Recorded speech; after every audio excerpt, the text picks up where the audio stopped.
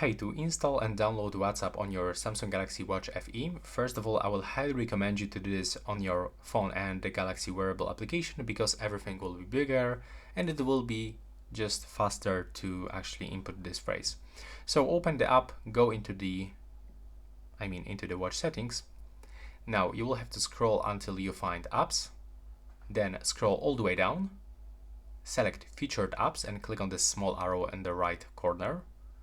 And then right here, pick the WhatsApp from the recommendation, but if you don't have it here, you can click here and make search.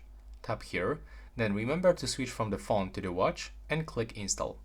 Now you just have to wait for this downloading process and take a look. When you grab the watch, on the main screen you can also find this downloading process.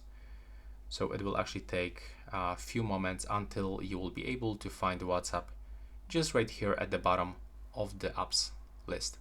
So that's all right now. Please subscribe to my channel.